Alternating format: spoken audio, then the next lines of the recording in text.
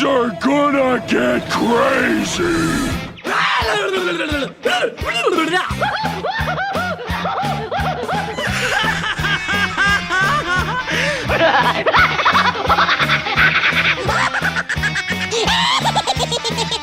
Most everyone's mad here.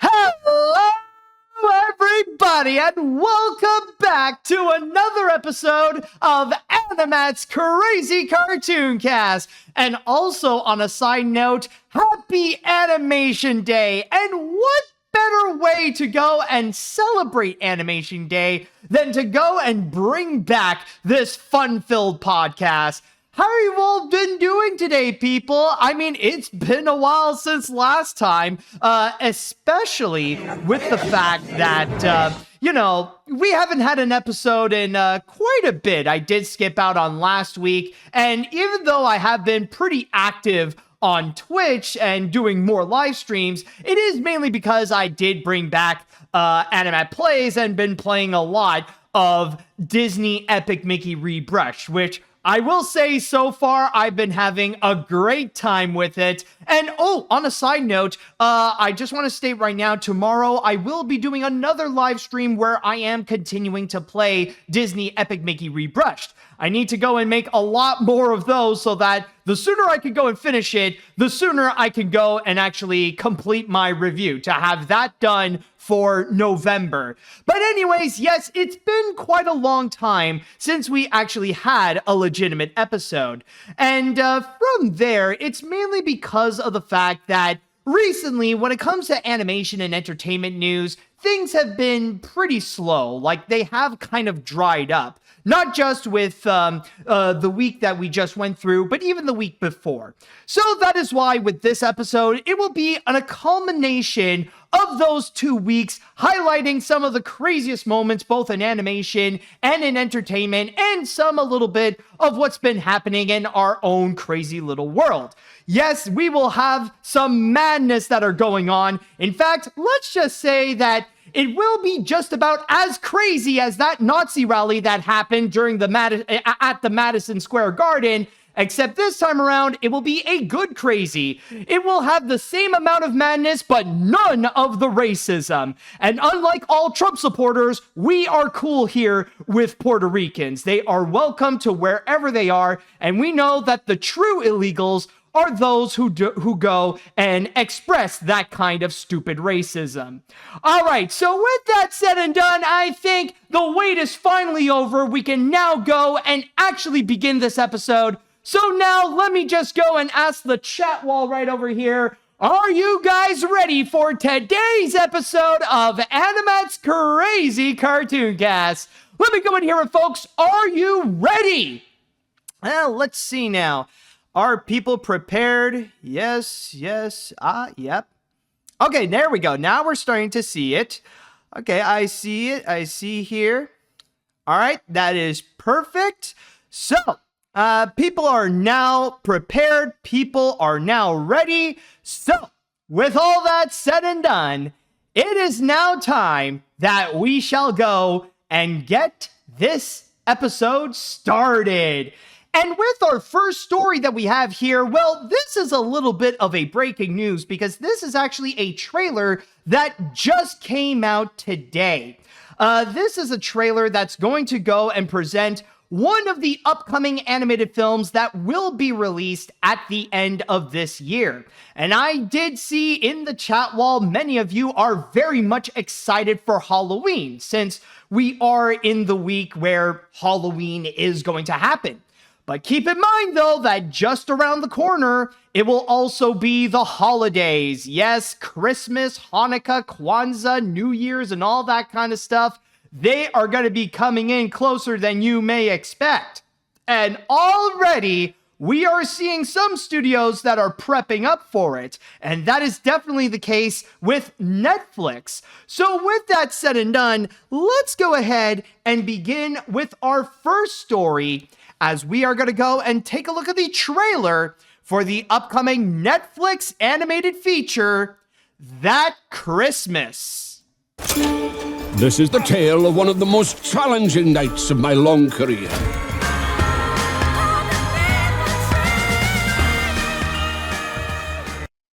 So that is That Christmas, to which it will be premiering on Netflix starting December 4th. Yes, already the Christmas movies are going to be upon us. And considering that Netflix is not necessarily a stranger when it comes to producing holiday movies and even bringing out some holiday classics of their own, I know that Christmas Chronicles did have quite a big following along with its sequel. So maybe they're hoping that they can have it, or that they can have another one with That Christmas, which, by the way, it's also worth noting that this is also brought to us by Locksmith Animation, the same people who actually provided the animation or have pretty much produced the 2021 movie Ron's Gone Wrong, which I won't say that it's a great movie per se. It has a few of its own flaws, but it is surprisingly charming. It's one of those films that you wouldn't consider it the best, but you cannot hate it. It does have its own appeal, and it definitely has a lot of heart. So maybe that magic that they put in with Ron's Gone Wrong, they can also go and put it onto That Christmas. And based on what we have seen with this trailer, I'm not gonna lie, I look at it and I'm like, okay. I mean, it doesn't look terrible, but I'm yet to be convinced as to how this can be a holiday movie that can stand out on its own. Because essentially the whole plot line with That Christmas is that it is almost like an anthology animated movie where like all the stories do have a bit of a connection, where the parents decided to go out on Christmas Eve. I'm thinking it is Christmas Eve. They're going to go and do their own thing while the kids, they're back home in Wellington, where they're going to wait for their parents to go and officially celebrate Christmas. But then suddenly there's this massive blizzard going on that is separating the two. And we don't officially know if the family is going to be all together to celebrate Christmas by the end. And let's not forget to go and mention that, yes, Santa and one of the reindeers will be involved with this story. So we do have several tales that will go and intertwine together in order to go and present this story. To go and present the overall tale of what is said to be That Christmas per se. And through all of that, honestly, I don't know. That's the big thing. It's just, I don't want to go and slam it just yet. I'm not going to go and try to label if this movie is good or bad, because ultimately we will have to wait and see when this movie comes out. But I don't know. For me, I just don't feel like there's anything about it that feels very special. What is it as a holiday movie that makes this thing stand out? And not only that, but there's also a part of me that is wondering so far, what is the point of having this be a fully animated feature? Because a lot of this feels like it's just very much down to earth.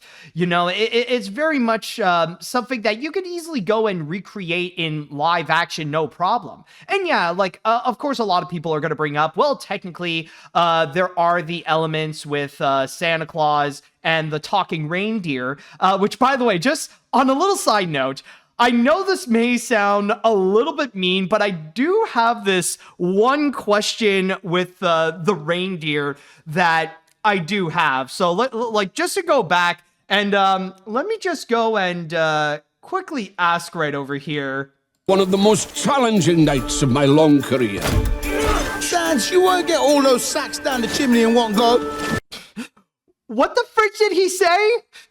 I don't know. I cannot be the only one, but I feel like with the reindeer, he's a little bit hard to comprehend. And I mean, no disrespect to the actor, and I get it. This is supposed to be set in Wellington. This is supposed to be a very British animated feature, or like the whole setting is supposed to be fully British and stuff like that. But I don't know why the fridge, they decided that the reindeer's accent had to be laid on so thick.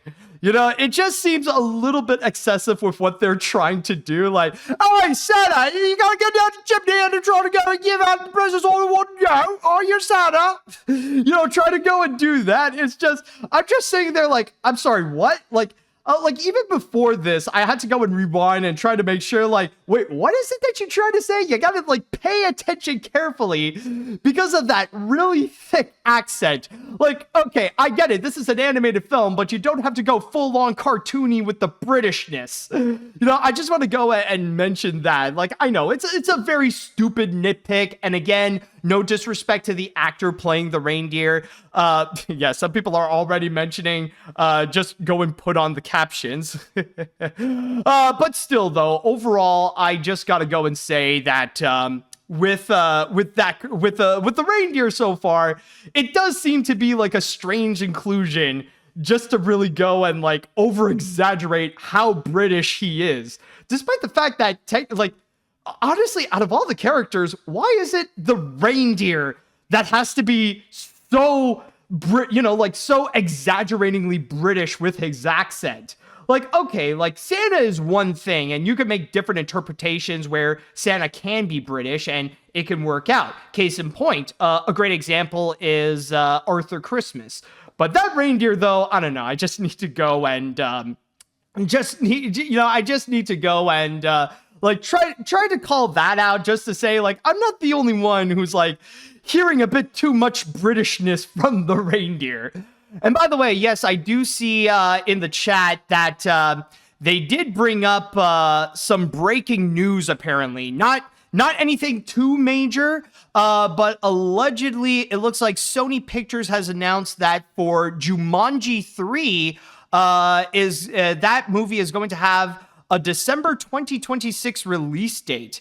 And honestly, like, I'm just going to go and like quickly make my comment on this. And honestly, I don't really care much about like the modern Jumanji films.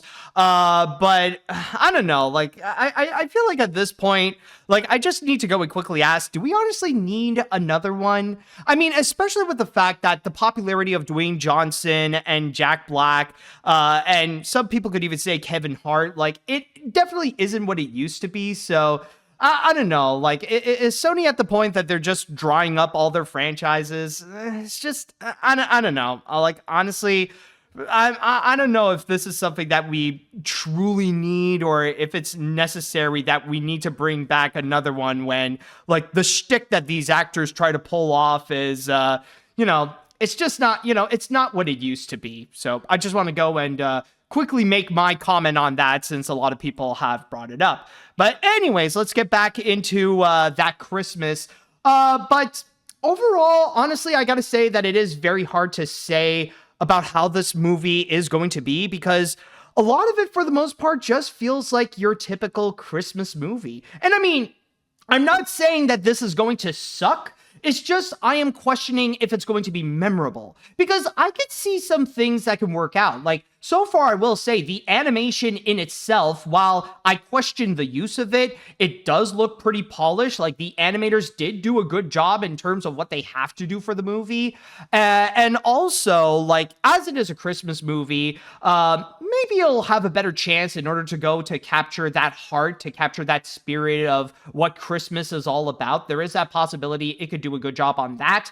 But overall, though, I don't know, like, considering that at the end of this year, we will have a whole bunch of animated features. I mean, we're going to have like Moana 2, Lord of the Rings, War of Rohirrim. We're going to get Mufasa, and technically there's also Sonic 3.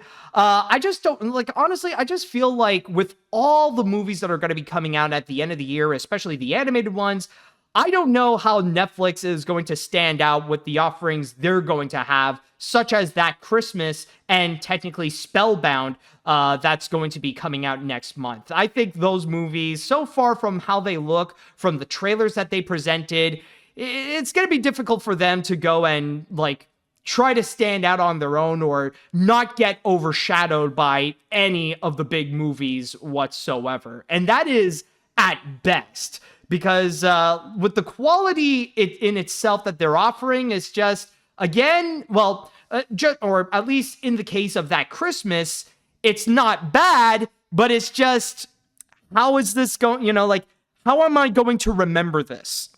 Because so far, I highly doubt if this would even come out as a holiday classic in the levels that we are seeing right now, even compared to something like Arthur Christmas, or even compared to the 2018 Illumination Grinch movie. But ultimately, we will have to wait and see how that is going to go, and if that Christmas is going to prove me wrong when the movie shall be coming out on Netflix on December 4th. All right, so with that said and done, now I would like to go into the chat wall, and I'd like to ask you all, what did you think about this trailer of That Christmas? Are you guys actually excited about it? Do you guys disagree with me and find something that could actually be special? Like, maybe you could go and help me out to see, like, oh, maybe there is something with that special that can make itself stand out from the rest. Or do you think that this is going to be mostly a pass? So let me know what you think. And also, let me just go and do a quick little test and see if maybe we can go and do a little poll. And I'll go and ask, will you be watching That Christmas? So I'll just go and write down yes, and then I'll write down no. Let's see if Twitch will let me do polls. And they do! Yes! Okay, we got polls back again. Perfect. So anyways, let's see what the chat wall has to say. So, let's see here. I will say it's pretty cute and fine. Not great, but still charming enough to be enjoyable. The animation is great since it's coming from Locksmith Animation, the dialogue is fine, and the humor is just decent. Don't know if I'm planning to watch this, if it'll be any good. Otherwise, I'll stick to other Christmas films like Klaus and Arthur Christmas. Oh yes, Klaus. Oh my god, how could I forget about freaking Klaus? Yeah, like... I think it is safe to say that I don't think That Christmas is going to be the kind of film that will overshadow the achievements that was done by Klaus. Anyway, and oh my god, I just realized that movie was 5 years ago. But anyways, where was I again? And speaking of the animation, it's way better than what Chick-fil-A presented for their own animated series. Yeah, I did hear about that. Apparently Chick-fil-A is trying to make cartoons now, and yeah. Let's just say so far the quality that they're presenting, it's about as good as their support for the LGBTQ plus community.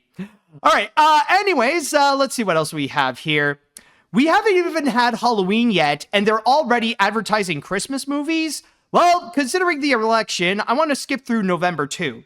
I'm really not impressed with this one. It looks like a bargain bin Arthur Christmas with Wonder Parks visuals. I feel like Ooh, excuse me, folks. Hold on a sec. I feel like Disney Plus's stop motion Christmas movies is going to blow this out of the water. Jumanji 3, or rather 4, if you count the original, sounds like a really bad idea, by the way. Yeah, considering how that one is like super fresh, I'm sure many people will have different opinions on it, but yeah. Anyways, let's see here. I noticed that this is from the same filmmakers that worked on Arthur Christmas. I'm getting that same... Oh, did I just... Hold on a sec. Did I just get a new sub, by the way? Was there a new fish? Or... anyways, let's see.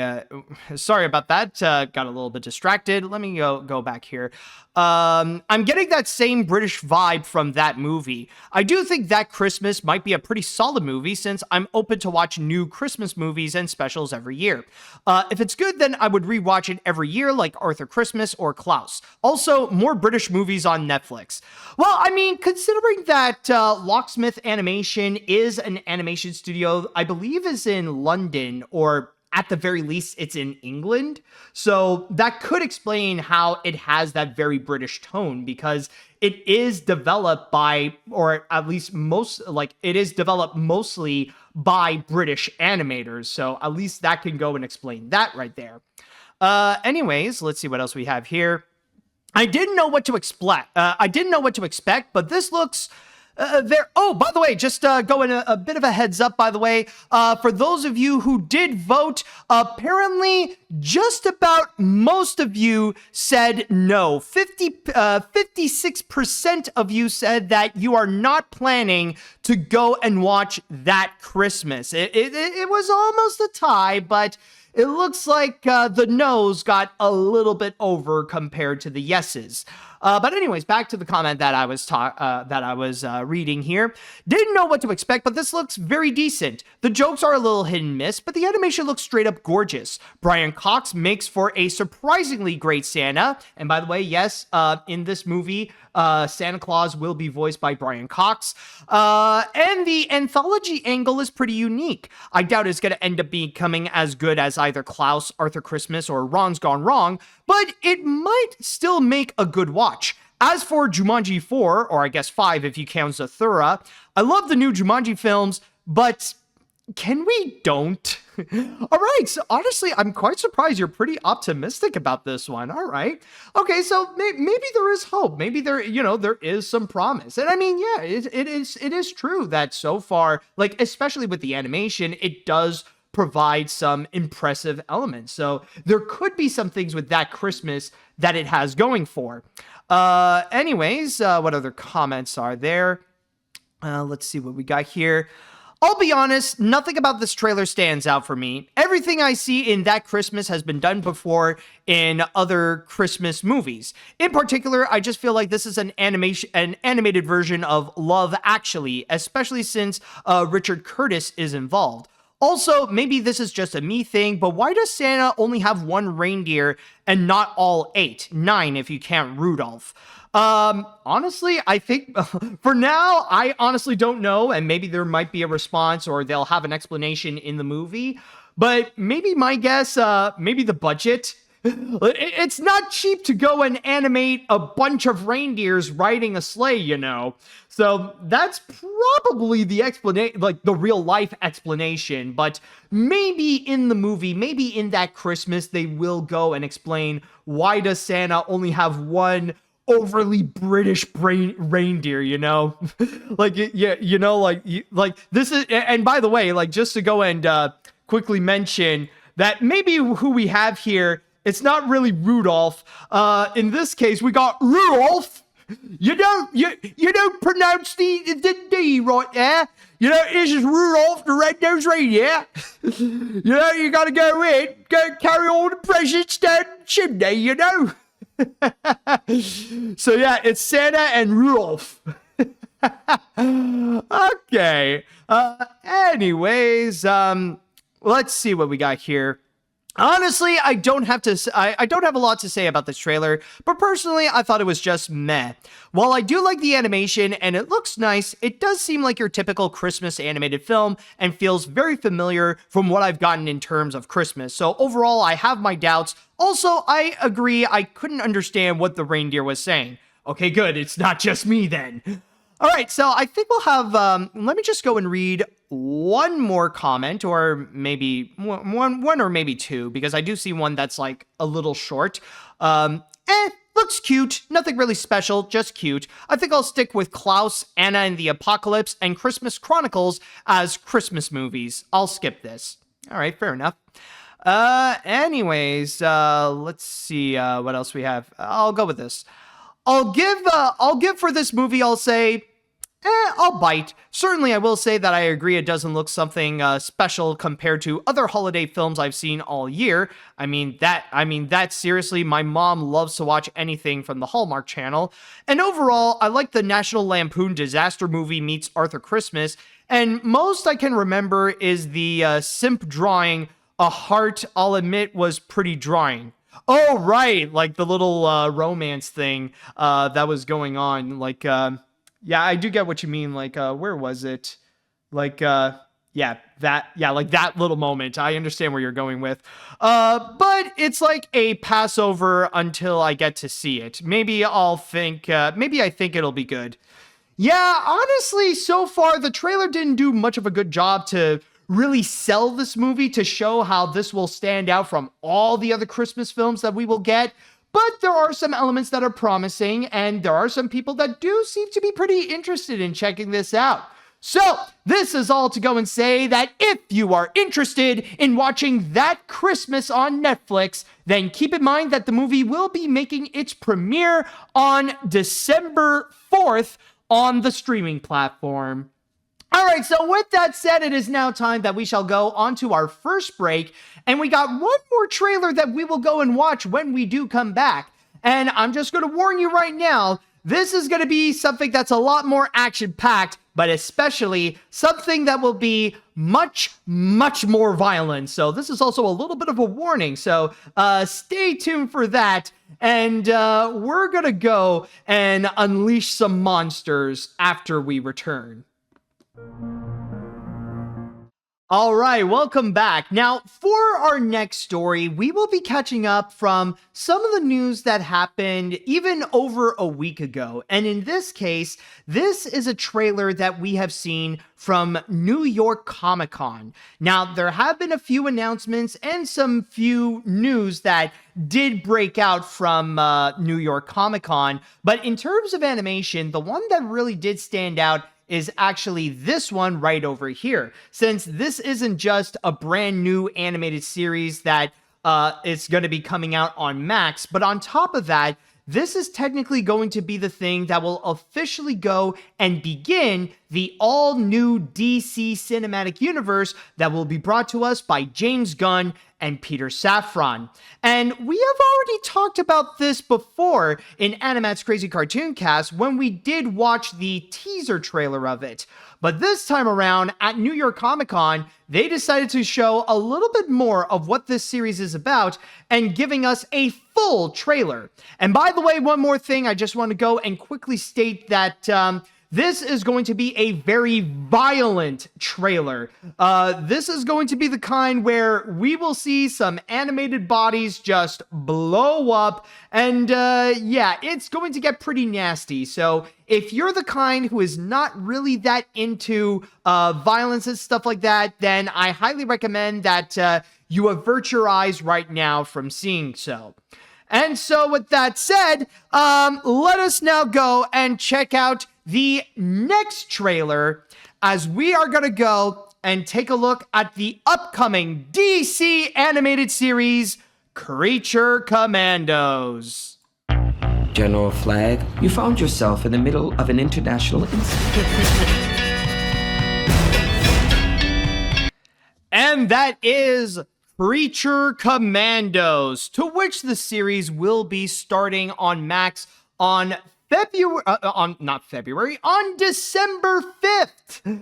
Yes, well, quite a coincidence, actually. One day we're going to get that Christmas, and then on the next day, we are going to be getting Creature Commandos. So with Creature Commandos, I've already talked about it, and from the teaser trailer, a lot of it was actually pretty promising. You know, it looks like it's going to be a lot of fun, especially with the fact that it looks like it's going to stay true to the formula that James Gunn has already established with films such as The Suicide Squad and especially the Guardians of the Galaxy movies, in which you got like a whole group of these, I guess you could say anti-heroes per se, or you got a bunch of these characters that previously have done a whole bunch of crime, but now they got to go and work with the Force in order to go and be heroes instead, where they have to do some good and take down some bigger enemy or some bigger force that is a massive threat to humanity. So it does very much follow that same premise, except this time around, now the theme is going to be a little bit more reminiscent to Universal monsters, in which we got the monsters made by Frankenstein with the Bride and Frank, and then we also got like the Weasel that is a little bit like the Wolfman. And then you got Nina, who's like the creature from the Black Lagoon. And then you got a skeleton character. You got the skeleton character. You got a robot. You know, like funny enough, like since we got we got the Christmas thing out of the way with that Christmas, Creature Commandos is a little bit more keen to something that is Halloween related, since you could say like not just Universal monsters, but the Creature Commandos themselves are a little bit like Halloween monsters in a way over here. Or actually, hold on, maybe we could get a little bit of a better look at them, or no, we can work with that with the title over here. But one thing I do have to say, yes, like what really does make this really does make this stand out, of course, it has to be the violence, because I will admit, like, I'm someone who is easily tolerable when it comes to violence, or even animated violence, like it doesn't seem as bad as like real violence of like what you would find in horror films. But in this right over here, in fact, I'll even say, like, Deadpool versus Wolverine was a very violent film, but I still had a lot of fun with it. But in this case over here, even though this is animated, my God, the Creature Commandos are quite gruesome when it comes to the violence. Like, they they decided to just like go extreme with it, with the way they would go and mutilate the enemy. It's just like there's a lot of insane moments. Like, I'll show you one example that like, of course, you probably have already seen, but just to see like how far they'll go with it. It's like like this part right over here, like with the skeleton man just going out of his way, like to not just like shish kebab him. Friend Nina. And you're bound to see my attack. Shish kebab! But burn him as well, which then follows like a little segment where we see how like each of the people's heads would just flat out explode. Like as we just continue. I'm just a soul whose intentions are good. Aren't we so hyperbolically? Oh, it is nasty. Like, oh boy, like for gorehounds out there, like if you're the kind who is looking for violence, or if you really do enjoy R-rated superhero films that really go all out, such as Deadpool and Wolverine, or even the Suicide Squad, I think that is another example of like a hyper-violent R-rated superhero flick. Yeah, I think this one will definitely be for you. And not to mention, like you got the characters as well, presenting a little bit of their own little personality that can be fun as well. Like we already did get a taste before with the teaser trailer, but now with this one, we do get a bit more, like we do have a bit of another example, a refresher per se of the kinds of personalities that they will go and present. But with that said, though, even though I do see a lot of ways how this is going to be very fun, like especially how the action is just unapologetically violent and the animation itself is pretty solid, but I do have this one question, and that is the factor of how similar it is to other James Gunn's works, like especially with how similar it is to something like the Suicide Squad, and even to an extent with Guardians of the Galaxy. Because so far, with what they have been presenting with Creature Commandos, a lot of it feels like it's the same. We're kind of going through the same patterns that we have been before, especially when compared to the Suicide Squad. And it doesn't help either that Viola Davis is coming back to go and reprise her role, to go and do the exact same thing like what she has previously done with the other Suicide Squad movies, essentially taking a bunch of these criminals or bad guys and try to reform them to make them good by doing heroic work to go and take down this massive enemy. Like we do see this happen again and again. And yeah, they have been enjoyable, but there is a part of me that is a bit worried if that formula is starting to be a little bit too familiar, and if it's starting to become a little bit too repetitive. Because so far, that's what I've been seeing so far when we take a look at something at this, when we do see with what they are offering with Creature Commandos. It's just a lot of it feels like it's the same thing. We're getting the same type of characters. We're getting the same type of story that is going on, even a little bit of their backstories as well. It's just, I feel like we're going through the same kind of formula that there's, that DC is starting their new universe by just recycling the same formula that they themselves have already done before. But that doesn't mean that I'm taking points off of it already, because this is the kind of movie that I feel like it really does depend on the personalities in order to go and really make them good, in order to really make them stand out. And I mean, in this movie, we do see a bit of charm that they do present in Creature Commandos. Like, we are getting a little bit of a taste, and you can like already pinpoint which are the ones that, you know, that they are cute, that they are fun, that they are charming, you know, that you would want to root for, which ones are going to be hilarious and stuff like that.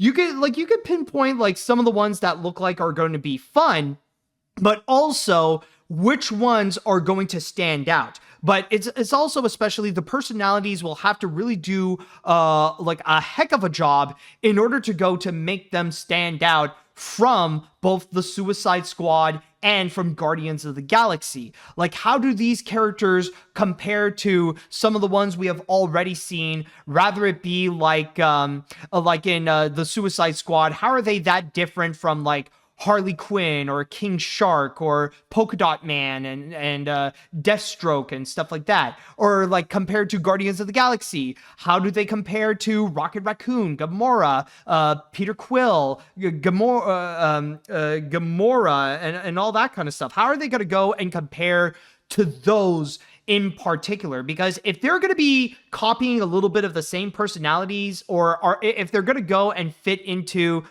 or Groot and Drax as well, yes. But my point is, if you're gonna go and present these personalities, if they end up becoming very similar in terms of who they are, in terms of their characters, or in terms of their archetypes, that's going to be a little bit of a detriment to the series. And a lot of people are just going to watch this and think that, oh, this is just going to be a rehash. It's trying to pretend to be something that it's not. Like, if you're going to go and make something that's too similar to the Suicide Squad, then why didn't you make this as an animated series to the Suicide Squad? But honestly, this is just a speculation. This is just like a what if kind of scenario. There is a possibility that maybe this is going to go and find a way to really make itself stand out. And not to mention, they've already provided elements that I personally feel like they've already done a great job, or it looks very, it looks very promising as well. And yes, I do see some people are mentioning that, yeah, well, Creature Commandos is a series and not a movie, but that doesn't change that the similarities are going to be there. Even like, and I mean, technically, we did recently have a Guardians of the Galaxy series. If you're going to play that game, well, then how is this, how is this going to be that different than the Guardians of the Galaxy animated series that we had during the 2010s, and not look into the demographic? Like, yeah, there's going to be much more than just the fact that, well, one is adult and one is for general, one for all audiences. You got to go and look into that. But again, I'm not saying this to go and slam this series altogether. That's just one thing that I am a little bit cautious and what I'm a little bit worried about this Creature Commandos series. But I do believe that there is also a possible chance that this could come out as a great series and a great start to DC's next cinematic universe. That if they want to go and really have a great restart, then maybe this could be the one that could go and start things off pretty well, as well, at least as a small appetizer before we're going to go and get the big Superman movie that's going to be coming out in 2025. So overall, though, honestly, I have some concerns, like I already stated, but so far, it looks pretty solid. And it's pretty crazy with the violence, but then again, I know that there is an audience out there that would love that. So if you are interested in checking out Creature Commandos, then keep in mind it will be coming out on Max starting on December 5th. And with that said and done, I would like to go into the chat wall, and I'd like to ask you all, what did you think about this trailer of Creature Commandos? Did you guys enjoy what you watch? Is it a little bit too much for you? Are you going to be watching it? And speaking of which, by the way, I'm going to go and make a little poll to go and ask you that. So let me just go and ask, will you be watching Creature Commandos? So let's just put in yes, and then we put in a no, and we'll see what the results will be while I shall read these comments. So let's see here. Missed part of the trailer due to the stupid ads, but this looks awesome. Honestly, I think this would have worked better being released this month instead of December, but hey, I'm not Zaslav or Saffron or Gunn or whoever is in charge of scheduling. It just looks like a fun action-packed time, so yeah, I might watch it. Yeah, I'm gonna go and address this, what happened with the ads a little bit later. So yes, I am aware of what recently happened on the stream. So I'll talk to that after the next break. But anyways, let's see now. This is what Hotel Transylvania would have been if it was made by Adult Swim Genny Tartakovsky instead of Cartoon Network Genny Tartakovsky. This looks like it's going to be awesome. The animation is fantastic, the action is outstanding, and the characters are really cool. Where was this DC when Marvel was kicking their ass for the past decade and a half? If we had this DC, the MCU might have had some actual competition. Oh yeah, oh boy, I can already see some people are already loving it so far, and yeah, honestly, I definitely do agree. This so far looks way better than the grand majority of what the previous DCU put out, or definitely better than most, if not anything, from the Snyderverse. Anyways, there's no better way to describe this trailer than chaotic. The action and comedy definitely have that Peacemaker feel to them, and that's elevated tenfold with the animation, giving off the same vibe as Invincible with how insane the violence can get. It's gonna make for an absolutely wild viewing experience. But you know what's missing in all this? King Shark. I'm of the opinion that every DC project from here on out needs King Shark. Hell, have him be Zod at this rate. You know, I do have a bit of a question though. Are you saying that we should have the Suicide Squad King Shark or the Harley Quinn King Shark? Because there is a difference between the two. And I will say, both of them are awesome in their own way. So in this case, you got to be a little bit specific. But I will say, though, either answer is not a bad one. Let's see now. I have mentioned before that I just love that this is the first official chapter in the DCU, and it's animated the bloodiest and the most gruesome one so far in this universe, and we are just starting. All I could say is, hell yeah, boy, give me some of that. In all seriousness, I can't wait to watch it soon. Hopefully this is something DC really needs after the disaster that was the previous DCEU and Joker 2. Oh, absolutely. Yeah, especially after what happened with Joker 2, the DC brand, or like in terms of what DC has to offer in terms of their adaptations for film and television, yeah, they need something that to really go and like really step up and wash off that bad taste of Joker Fadiader. Or at the very least, maybe a little bit more than the Penguin. At least, like, they got that going, but, like, maybe a bit more, especially after Joker. All right, let's see what else we got here. There we go. What other comments are there? This series is very cool. Each upcoming episode centers on a different member of the team, similar to the series Lost and Universal Classic Monsters, and is a big influence for James Gunn. And the animation is so amazing, and overall, it's going to be a very great time. Also, AniMat, I just heard that goldfish crackers would temporarily be branded as Chilean sea bass to appeal for adults. I'm just hoping the marketing will be a lot better than the whole Szechuan sauce disaster, just saying.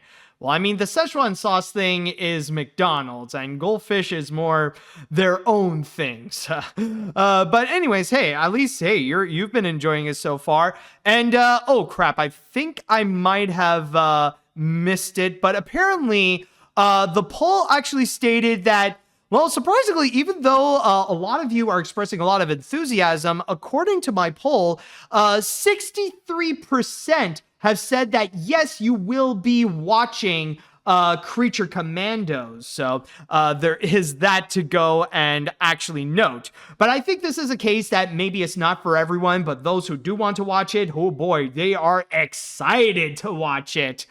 But anyways, let's see, what else do we have here? What other comments would there be to read? This trailer looks awesome. While I will admit it does feel similar to some of James Gunn's other projects, I could see how it could stand out. The animation is really awesome, the action scenes are awesome and extremely violent, and the characters seem like a ton of fun. So overall, this seems like a great start to James Gunn's new DCU. Also, when it comes to the violence in the show, it definitely reminds me of Invincible in terms of the levels of violence.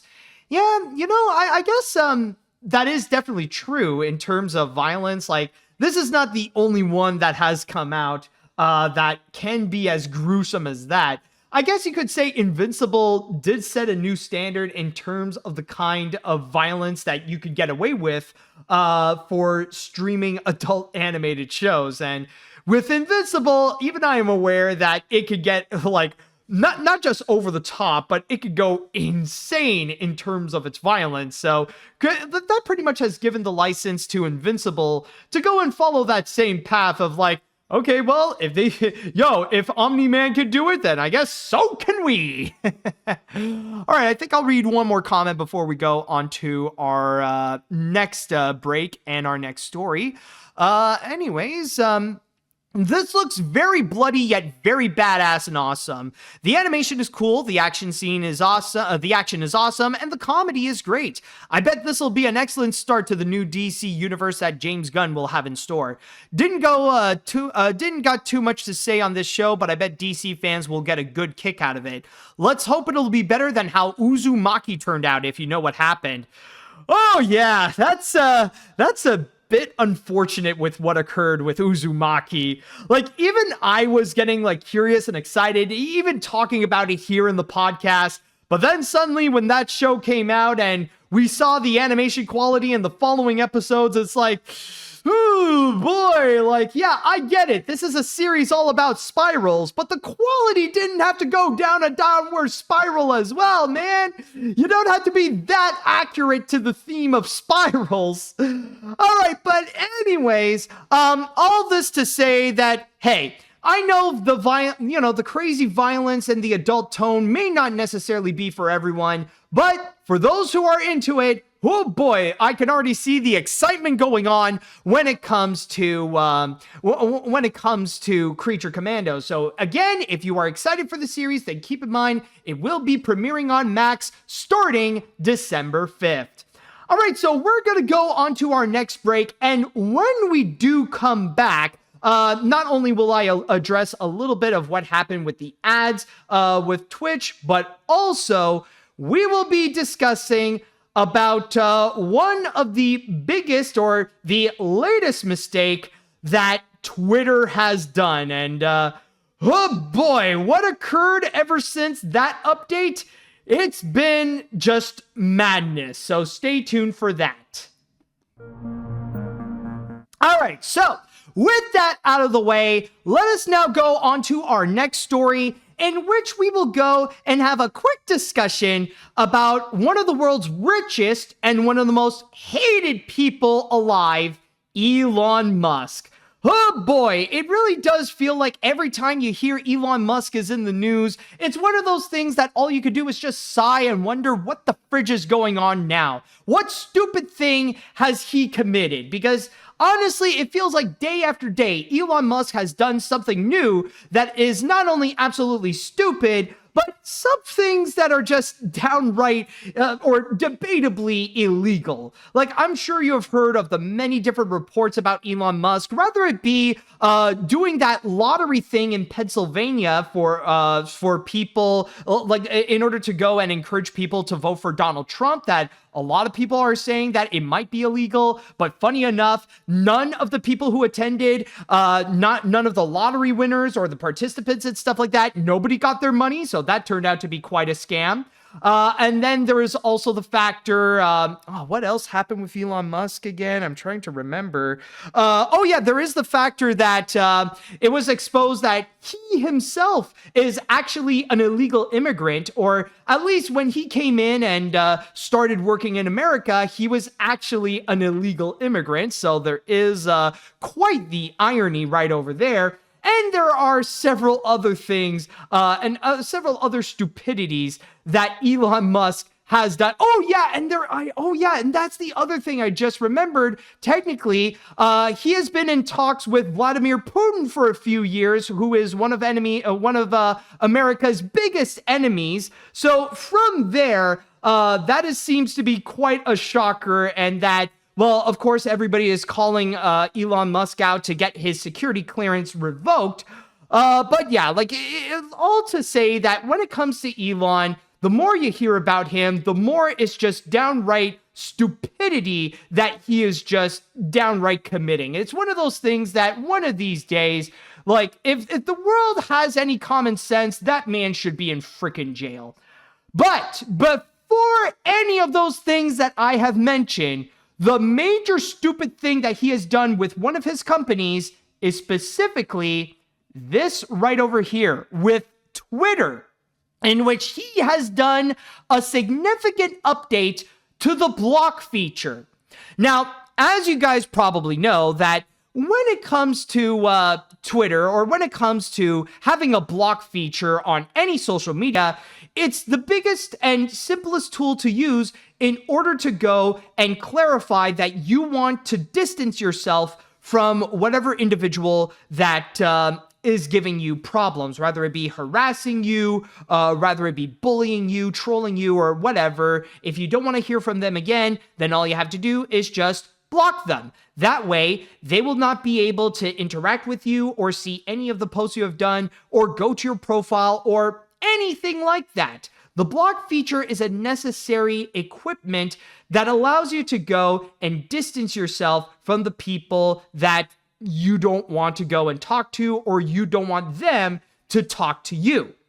But in this case, however, Twitter decided to make a significant upgrade, or not an upgrade, an update, to which they decided to go and change up and weaken a little bit of what the block feature can do on the website, where instead of just fully blocking them, now they stated that the person who was blocked, they are not allowed to go and interact with you, but they still can see your posts. They can still check out your profile to see what you have been posting, what you have been talking about, and stuff like that. It's just they are not allowed to go and actually reply to you or make retweets or anything like that.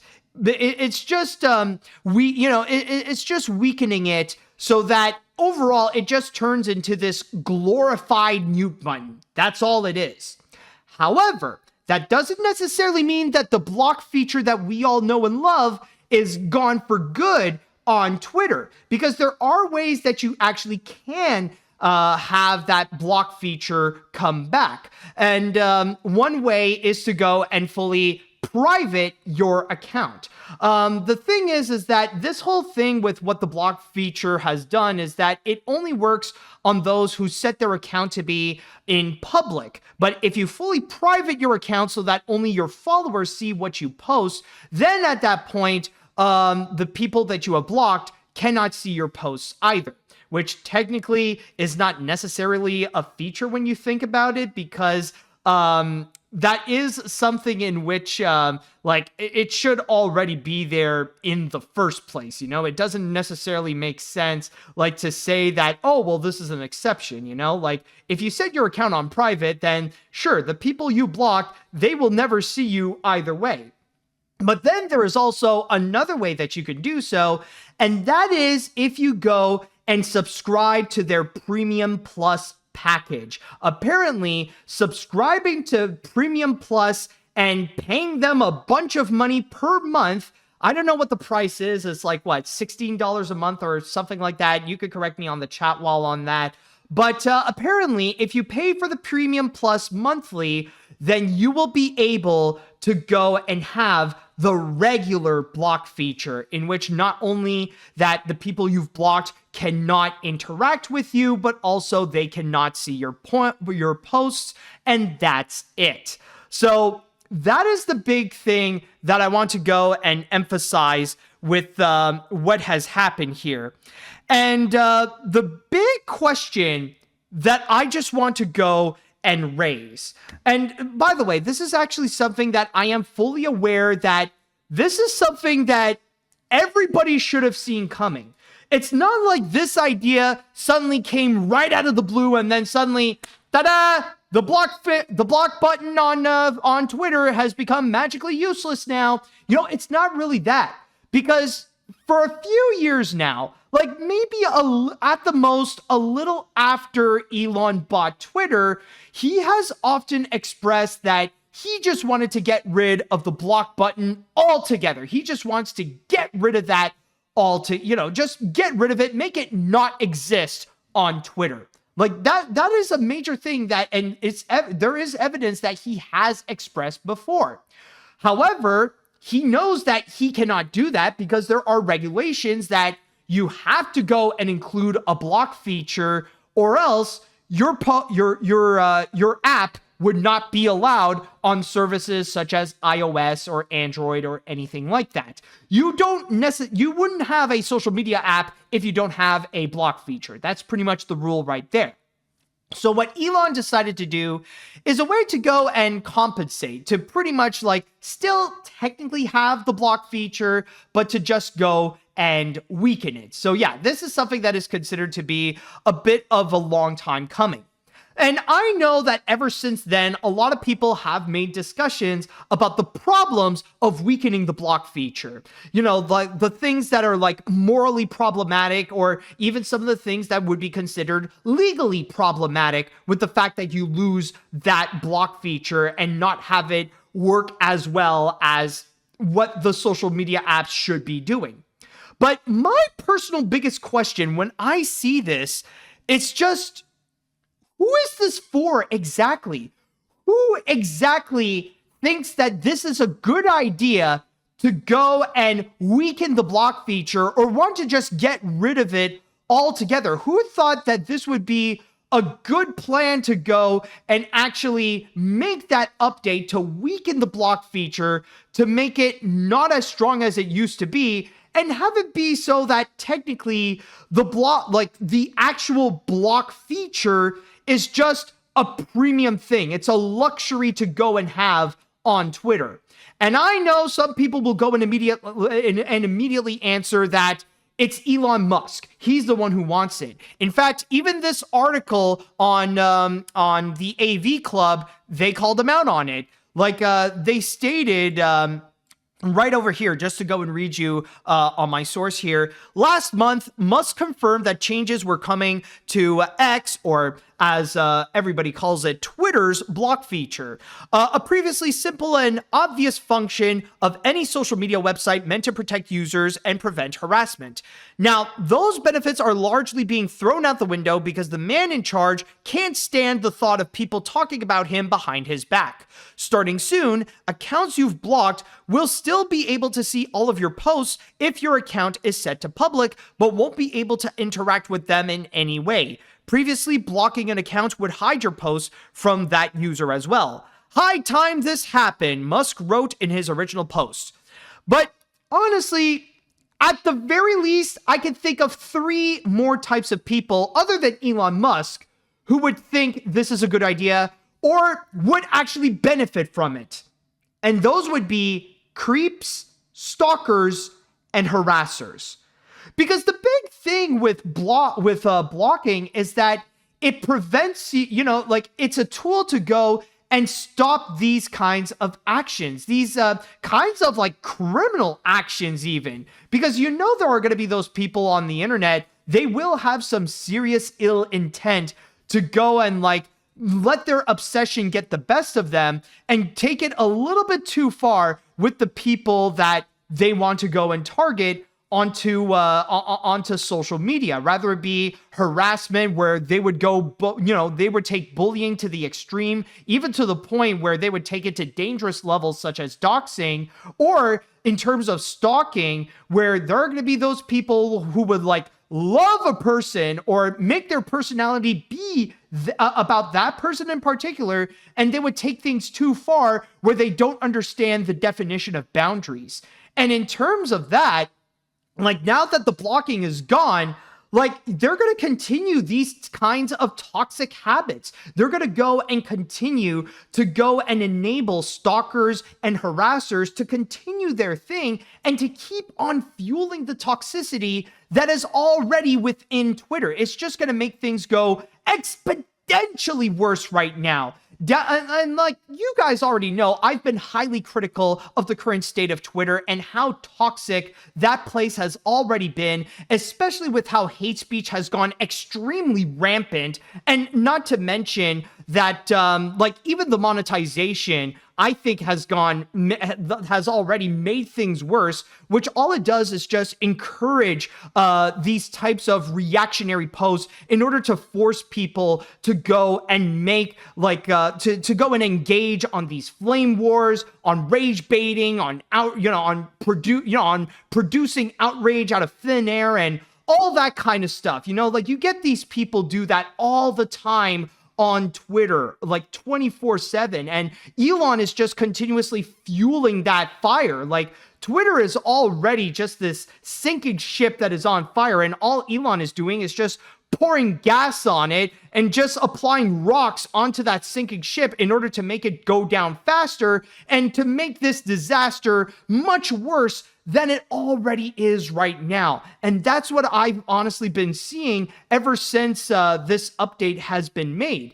And from there, this has been something that for many people, a line has clearly been crossed because, well, maybe not necessarily a lot of people, but a good portion has already decided that they would want to go and try out the different alternatives of Twitter, rather it be Mastodon, Threads, or especially Blue Sky. I'm going to go and say this right now.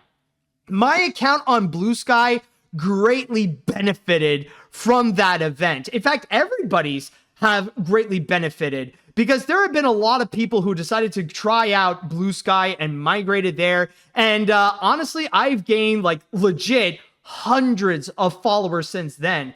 Like I used to be at around like 700 or like maybe close to 800 or something like that. But then suddenly the update occurred, and now I think I've already surpassed 1,000 followers on my Blue Sky as I'm recording this, by the way. So this is like it's honestly something that it really shows, and not to mention that whenever people discuss about Twitter, like people would often say that it really does feel like nobody is happy about everything, or like people are just mad all the time. That seems to be the default mood. Everybody is just angry, everybody is upset, and all they could talk about is just the things about what they hate all the time. Like it has really gone that bad.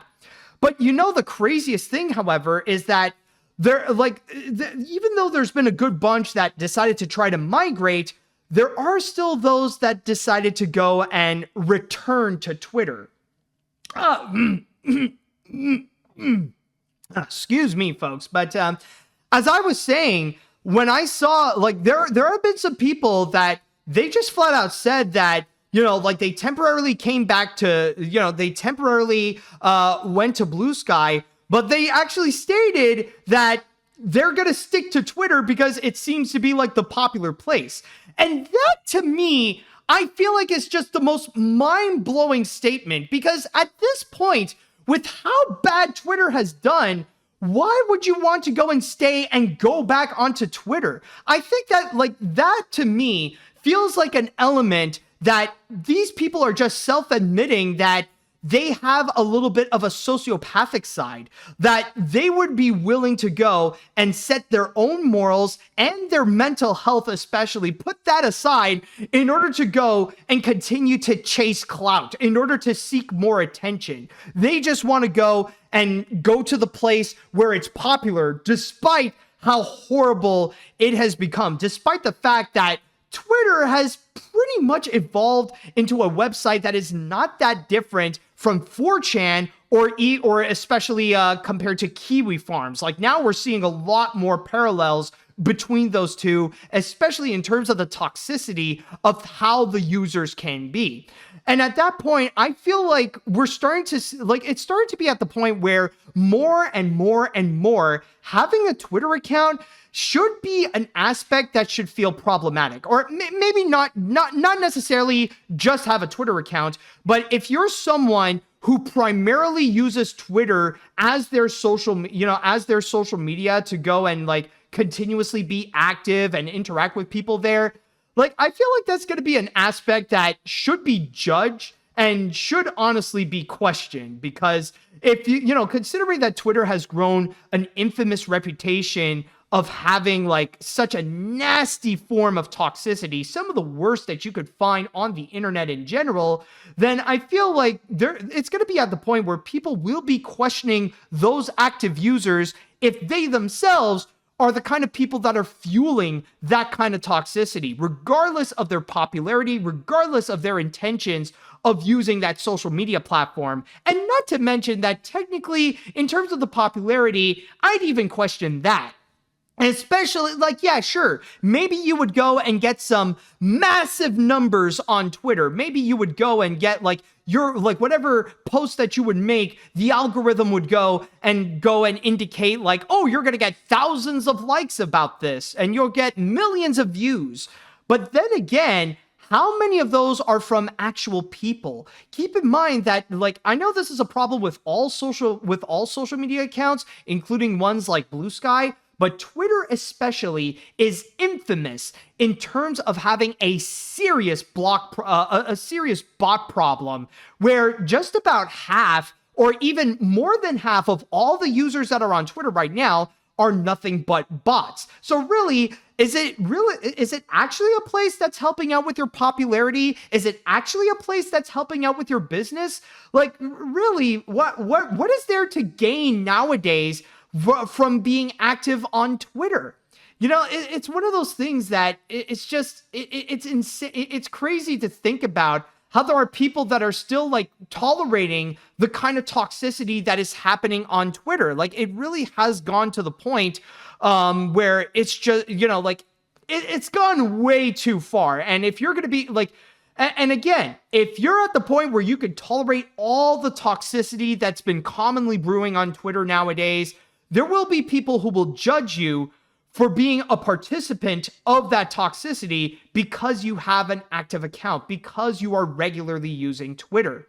And this is honestly why, in my opinion, I feel like you should start, like, if you haven't already, you should start considering to quit Twitter. Now, I am not saying that you should go and immediately quit Twitter cold turkey. I'm not saying, like, get out of there now. Because I know saying that will not work whatsoever, because a lot of people are just going to go and, like, they're going to completely disregard that, or they will do it, but then in the next few days, they're going to get back into the habit. That's why I am saying that you should start thinking about quitting Twitter. Because stuff like this, what you're seeing right here, especially with the fact that now the mute button is going to be virtually useless right now, you know that the toxicity is going to get so much worse, and the flame wars and the rage baiting is going to get increasingly intense. So by that point, you have to start considering how you're going to go and make a plan so that you can kick out of the habit from continuously going on Twitter and to just get out of there. And instead, you could go into some place such as Blue Sky, or maybe even the meta ones, like use Facebook a little bit more often, or Instagram and stuff like that, even though that's not a good option either, technically. But still, it is a bit better than how Twitter is right now. But my point is that you got to start thinking, like, you got to seriously start thinking about it, because at this rate, Twitter is just going to get worse and worse, and you never know what the next update is going to be that is going to make the website so insufferably toxic. And not to mention, considering that the US elections are going to be right around the corner, no matter what the results are going to be, the toxicity shall be amplified to whatever results are going to happen. So I highly do not recommend that you stick around and be active on Twitter while that is happening. So the sooner you jump out of that ship, the better it will be for your own mental health. And I'll even say maybe better for your business for whatever you're doing, whether it be making videos or have a little shop or doing artwork or whatever. The sooner you get out of there, the better it will be. But again, I'm not going to go and rush you. All I'm asking is to start actually thinking about quitting Twitter if you have not already. All right, so with that said, now that I have expressed my opinion on that, I would like to go into the chat wall, and I would like to ask you all, what do you all think about the update that Twitter has made? Are you guys officially out of Twitter because of this? Are you thinking about quitting Twitter? How do you feel about the current state of the website? Let me know what you all think. Let's see now. I'm not even that surprised with Elon Musk's stupidity anymore. With his decision to weaken the block feature, he would be more than willing to allow Twitter to become more and more of a hate speech site. No wonder people are flocking on Blue Sky, not to mention it's happening at the worst possible time with the presidential election right around the corner, which will make Twitter an even more toxic dumpster fire. Exactly. So that's why I'm giving you that warning right now. And instead, yeah, like if you need that alternative, then I highly recommend you go with Blue Sky, especially when the block feature on that site, it is so much better than any other site so far. Like it's one of those websites that you will find that trolls, grifters, and rage baiters, they hate it, which is perfect because those are the people who shouldn't even use the internet in the first place. Anyways, my big question can be applied to all of his other updates. Who does this benefit? It doesn't benefit the average Twitter user since now they're defenseless against cyberbullies and stalkers, and doesn't benefit him since all it's doing is driving Twitter's values to the gutter. Isn't he supposed to be the smartest man in the world? I'll cap this off by saying this is why I'm gravitating towards Blue Sky more and more these days. Yeah, exactly, man. All right, let's see now. Musk is basically Dr. Evil. Actually, Dr. Evil is looking pretty good by comparison. At least Dr. Evil is actually funny and makes me laugh. Elon is the real kind of evil no one likes, and I'm not laughing at all. It's pain sounds. I'm shocked we let him be successful. Why didn't we stop him much sooner? Without the block feature, Twitter is seriously becoming very dangerous for everyone to use. I'm happy that I'm only sticking to Instagram and Blue Sky. Instagram isn't perfect, but you know, it's not Twitter. I definitely do agree. I mean, I use Facebook and Instagram, and they're not great either. And they have their fair share of cyberbullies, rage baiters, and bots as well. But honestly, for now, they are more tolerable than Twitter. But even that is But either way, though, yeah, definitely stick. For now, Blue Sky seems to be the best option or the best alternative. This really feels like the final nail in the coffin for Twitter. This has really made me consider quitting that site for good, not only because of the nerfed block feature, but also the fact that all the posts, including tweets, photos, and art starting November 15th, will be fed into Grok. I'm planning to purge all of my tweets and artwork using Redact, which I fully recommend. Thanks, Muskrat. Ooh, honestly, that's a good note. I should use that as well.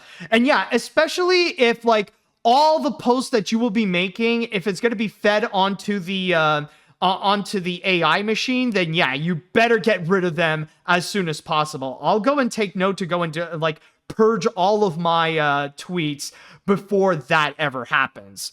Let's see what other comments are there. I don't think I have a lot of time, so I'll just read a couple more. I can't believe Musk would allow this to Twitter. Then again, I probably should have seen this coming. I have a strong feeling Musk would get what's coming to him. I heard the DA in Philadelphia, Pennsylvania, is suing Musk for his $1 million sweepstakes for Trump voters. I consider Musk evil for about more than a year now, and I always imagine Musk with a German accent to describe his villainy, even though he does not in reality. I mean, he's an I don't know how to pronounce this correctly, but he's an Arpahide. Like, he's someone who enables Nazis, and anybody who doesn't think all Nazis should die, they are evil. Like, they are the kind that should be put in prison as soon as possible. So honestly, I don't blame you. And just to go back into the final nail in the coffin comment, honestly, I feel like that true final nail in the coffin, I still believe one day it's going to happen, because Elon did consider this, but one of these days, Twitter is going to be paywalled immediately. You know, like, there's going to be a time when Twitter's business is going to be so bad, or Elon's business in general is going to be so terrible, he's going to paywall Twitter in its entirety, where everybody would have to pay in order to use that website. One of the, like, I know, like, I've mentioned that before, like, it hasn't happened yet, but I mean, we saw that he finally did that thing with Twitter. You know, he finally did that thing with the block feature. I'm sure he's going to do that with the paywall thing someday. Anyways, I'll read one more comment before we go on to the next break. Let's see. I completely saw this entirely to the moment it was briefly mentioned in the rumor.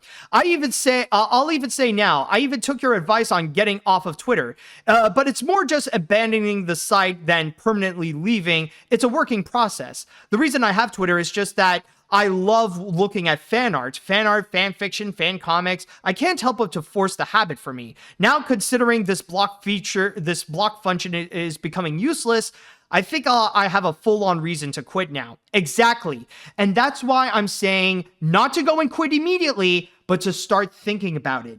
Have a plan for you to kick out of the habit to leave Twitter. And this could be something that could take you weeks, it could take you months, but have something where you no longer become dependent on Twitter.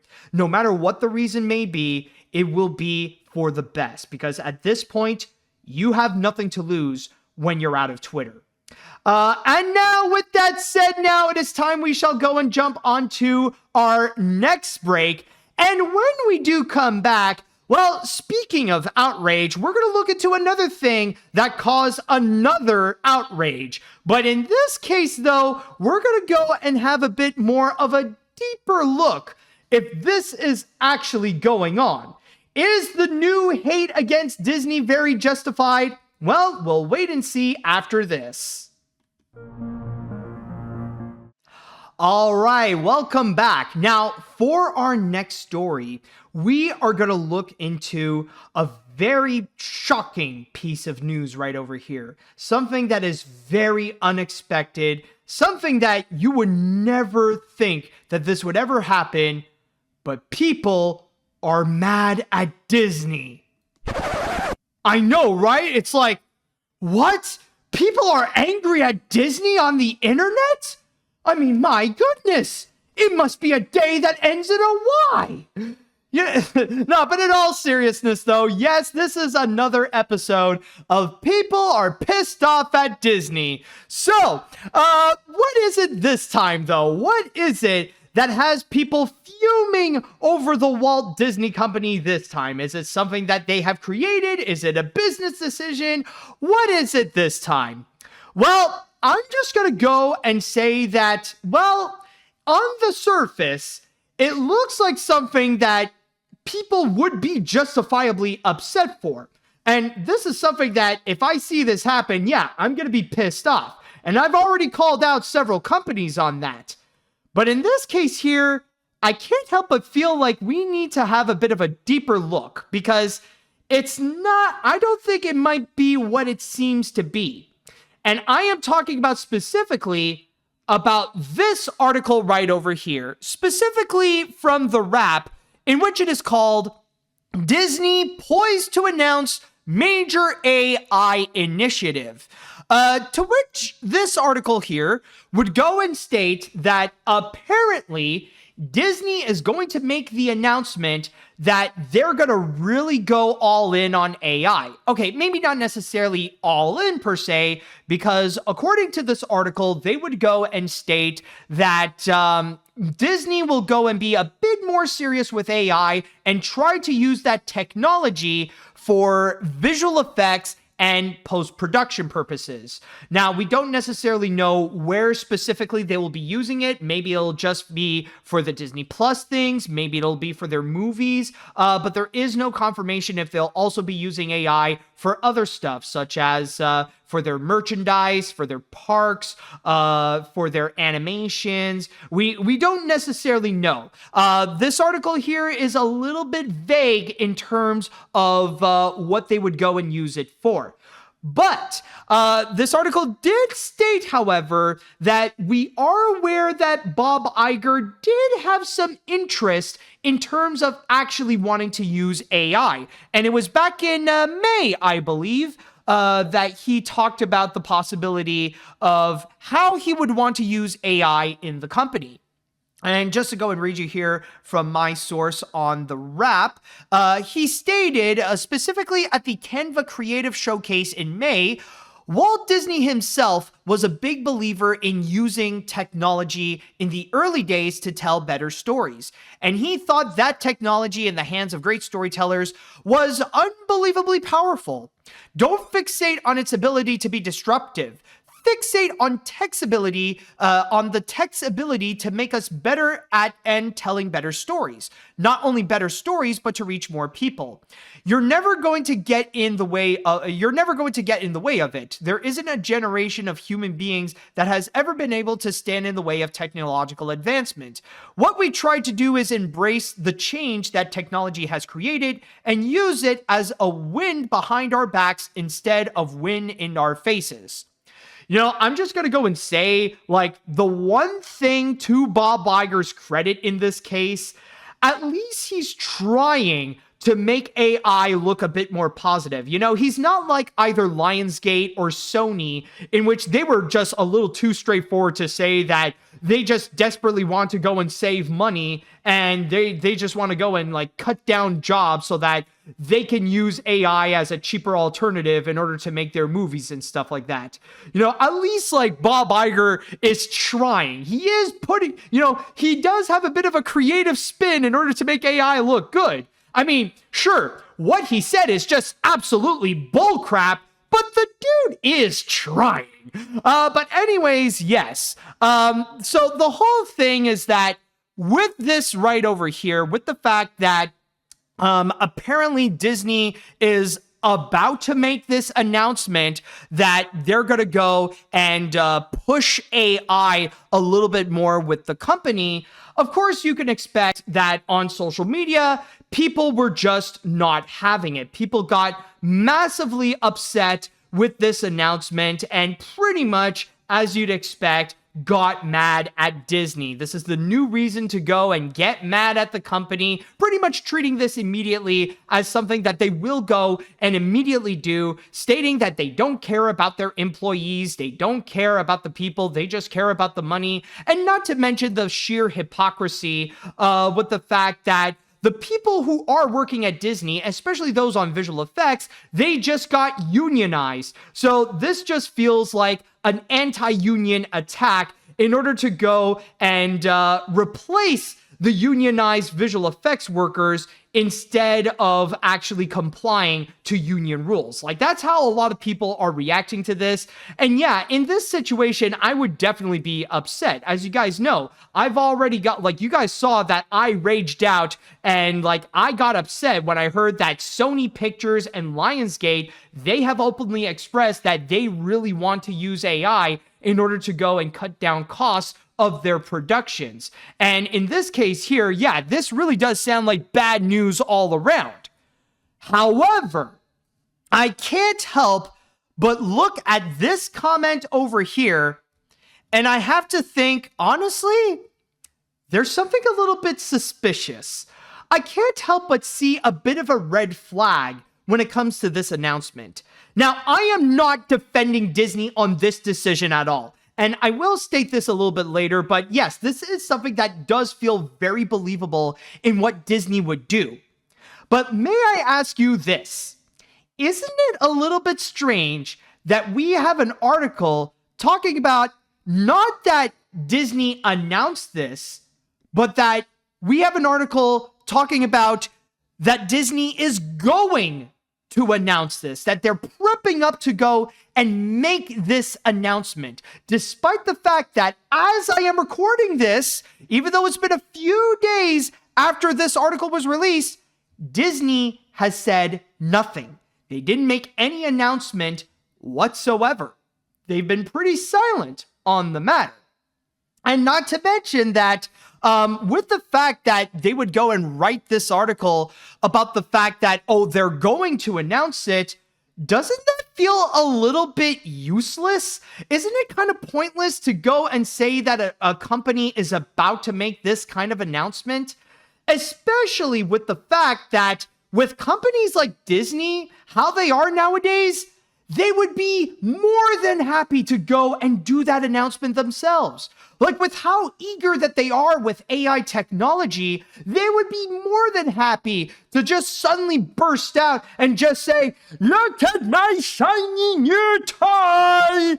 You know, they would be more than happy to do so. And I know that Disney would absolutely be the kind to go and prep up to go and make some grand announcement to show off the kind of AI technology that they want to push onto their company. What I'm pretty much saying is that it feels useless to try to go and sneak into Disney's plans thinking like, oh, I think they're going to do it. They might go and do it. You know, like, why wait to, you know, why go and immediately put an article to say that they're going to do it when Disney themselves would be more than happy to go and do so in the first place? And yet, they have not whatsoever. We haven't even heard of an announcement. We haven't heard Disney addressing anything like that. We haven't heard any news since then regarding Disney and what they could do with AI technology. And yet, and again, I do believe this is something that Disney would absolutely go and do. But the fact that they didn't say anything about it just yet, I feel like this is something that is a little bit too suspicious.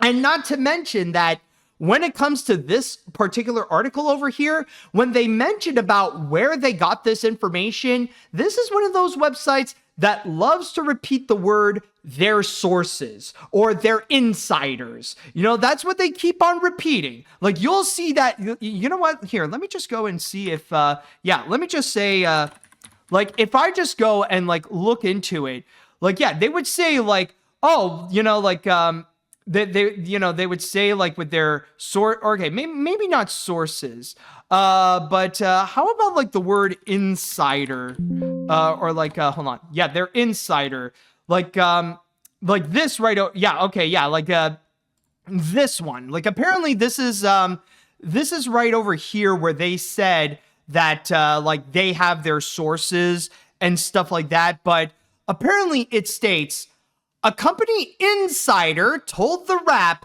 that Disney was working on its own AI initiatives, but not as expansively as suggested by the other sources. The insider said it was too early to say when an announcement was coming.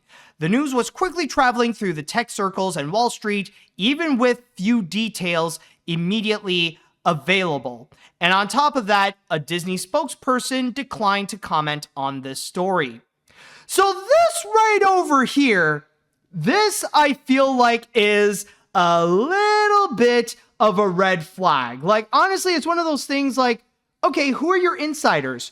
Who are your sources? Like, who is it that's telling you specifically this information? Because they could probably go and make some crap up, honestly. And not to mention, especially the thing that, like, the biggest suspicion right over here is the fact that, oh, well, you know, it's probably a little too early to say when they're going to do that announcement. And that right over there, okay, that is a massive problem because that feels like a little bit of like a get out of jail free card in terms of an explanation to say, well, why haven't they done this now? You know, like, why haven't they announced it? Oh, you know, it's just a little bit too early. You know, they might plan it ahead. It might take weeks. It might take months or something like that. You know, we'll just have to go and wait. It's like, okay, hold on a sec. Something is up right over here. Something feels absolutely wrong with the fact that they would immediately go and claim that Disney is going to go and make a big AI initiative, yet nothing has come out of it. And all they could say is that this is something that they got from their insiders and nothing more. And this is not even to mention that I have heard, I know it might sound hypocritical of me to go and say that, like, according to my insiders, but this is something that I have heard, but apparently this is something that when it comes to people who actually work at Disney, like at Disney Animation and stuff like that, like those people who would have their jobs be affected, they're completely against it. Like, from what I've heard, everybody who does work at Walt Disney Animation Studios, they are not on board with this idea whatsoever. And honestly, understandably so. Like, yeah, this is something that sounds like it would just screw over with their jobs and screw over with what is wrong with the company. Now, I just want to go and also I just want to go and make this clarification right now. I am not going to go and immediately say that the rap is a liar here. And again, I am not defending Disney in this case. But what I am saying is that at best, for now, this is a rumor. This is something that you have to go and take with a grain of salt. Because so far, there's just a lot of this where I feel like it's just a little bit too suspicious in terms of why is it that the thing that they are claiming about Disney hasn't even happened yet. You know, it's very much like what they pulled off a few months ago with the whole rumors about Muppet Vision 3D being replaced by the new Monsters, Inc. area at Disney's Hollywood Studios. We have no confirmation if what they claim is actually true, and we have no claims in terms of if they're actually going to be replacing Muppet Vision 3D or build that Monsters, Inc. area in a different section of Hollywood Studios. For now, that is just a rumor. And I feel like this as well is just a rumor. Do I think this is something that Disney might actually do? Yes, I do. You know, I can see how it is very credible with the way that Disney is a big corporation right now, and especially in terms of their viewpoint against AI. But unless Disney themselves officially make that announcement, for now, I am only going to be considering this as a rumor. I am not going to go and take this fully seriously as if Disney would go and actually do this until we know all the facts altogether. And if they say that, oh, well, Disney is going to go and make that announcement, then fine. Let's actually wait until Disney does make that announcement. Let's actually wait until Disney does actually address what they want to do with AI.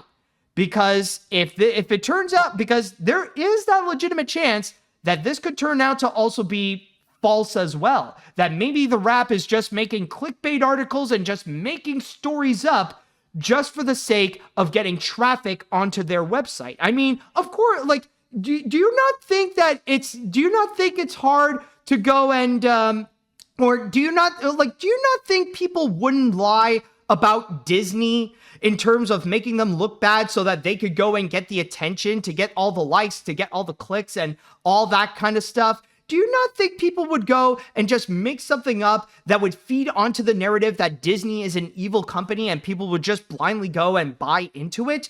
I'm just saying that is a there is a strong possibility that could be a thing as well.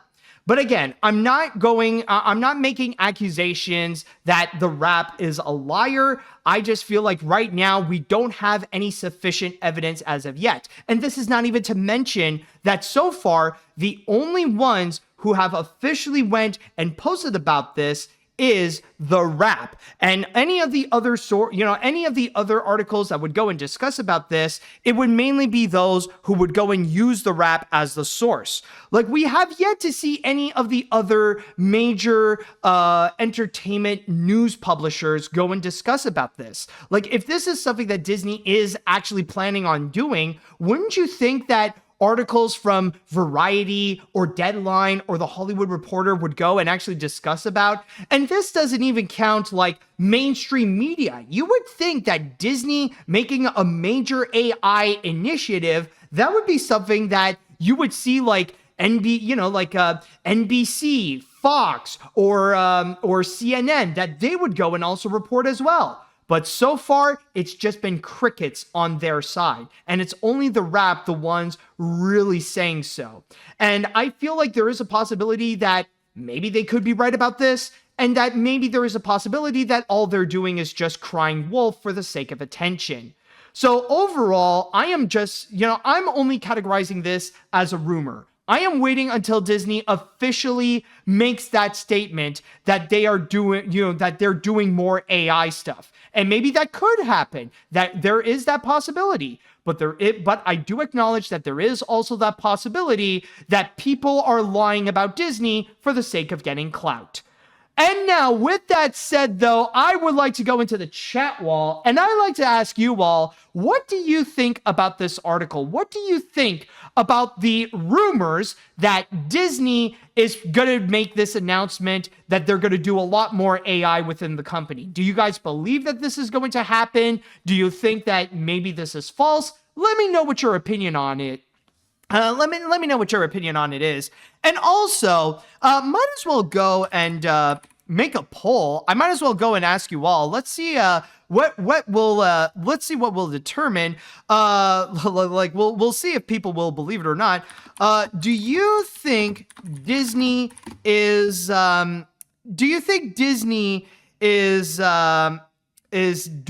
doing a big AI push? I know I only have a limited amount of, hold on, better yet, let me go and ask, do you believe in these Disney rumors about their AI plans? There we go. Yes and no. So let's see what the results are. This is going to be quite an interesting one. Okay, anyways, moving on to the chat here. There is a part of me that is starting to think this is just a rumor, considering how Disney hasn't said anything yet. And the Wrap doesn't really specify their sources and how so many people working at Disney are against it. It really is just suspicious. However, considering this is Disney and how they're no different than other greedy corporations, this is something I can definitely see them doing, but we will have to wait and see. Exactly. And that's kind of the main thing. And that's kind of the main thing why this whole rumor had so much traction. I do agree. This really does sound like something Disney would do, but it is suspicious that Disney hasn't done anything yet, let alone make that alleged announcement yet. So that's the thing where I can't help but think like, okay, something is a bit amiss. There is something here that doesn't seem to be connecting so far. Let's see now. Let's see what other comments here. So now we're getting mad at Disney for things they might do. We don't even have to wait for them. To do a thing to be pissed at them. Okay, look, if it's true, I'm going to be upset. But can we at least save our outrage for things Disney actually does? After years of everyone and Mulan's grandma being mad at Disney for whatever they do, day after day, I'm just exhausted. I just want to enjoy Agatha all along in peace. Oh my God, I definitely know what you're talking about. But yeah, that's the thing, is that people, it really is one of the big setbacks of social media. It feels like one of those things that people are just desperate to have something to be mad at Disney for. They cannot just have a moment where they can just leave Disney alone. They need something to be, they need something so that they could be upset at Disney over. It's kind of like this kind of obsession that they can never let go. And it really is at the point where now people can't just accept that right now what Disney is doing is fine. And now they got to find reasons that, oh, maybe they're going to do this. So let's pretend this actually happens and we're going to get pissed off at them. I'm just going to wait. For me, I'm just going to wait until the facts are out there and that it is confirmed that Disney is doing this AI initiative. Then I'll go and let out my emotions onto that. But for now, they haven't. So we need to treat this like what it actually is, a rumor. Let's see now. If true, all these strikes for fair wages, and this is the thanks the unions get, and this is the thanks they get.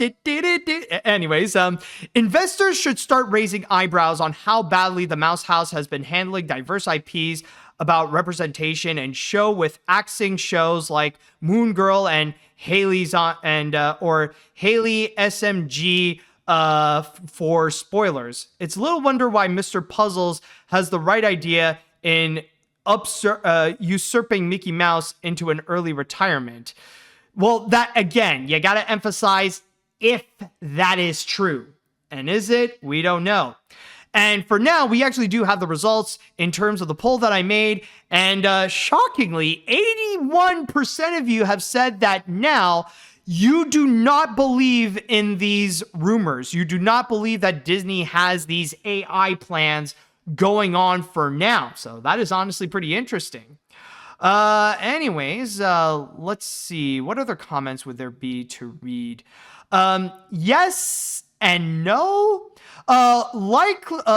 Yes, I could definitely see them doing it, but at the same time, I'm reading it and it says that not only they declined, but also that it is still very early to even say anything if it's true or not. So either it's somebody just pulling something out of their butts, or they are planning something. Best to probably wait until their quarterly meeting in a few weeks. Yeah, that would actually be a good indicator. There is going to be that big quarterly meeting, and I'm sure Bob Iger is going to go and answer some major questions. So chances are there might be someone who will go and ask them specifically about what their plans are with AI. And maybe we'll see if Bob Iger can go and actually answer those questions. And I'm just going to say right now, if Bob Iger can go and actually deny some of these rumors, if Bob Iger can step up and deny the rumors about this AI initiative, or even the Muppet Vision 3D rumors, that will honestly be one of, if not the best thing that Bob Iger has done at the Walt Disney Company since he came back as CEO. It's weird to say, and it's a bit of a statement on how bad things have been going for Bob Iger as his time as like the returning CEO after Bob Chapek. But still, though, that would honestly be amazing. Anyways, let's see what else we have here. What other comments? I hope Disney does not do this, especially after mistreating their animators. If Kamala Harris wins the election, I hope she can prevent companies from using AI to prevent working with unions and replace employees. Also, heard that thousands of subscribers left Washington Post because of Jeff Bezos, who happens to be the owner, blocked the Post for endorsing Harris. I heard some columnists who work there resign because of this.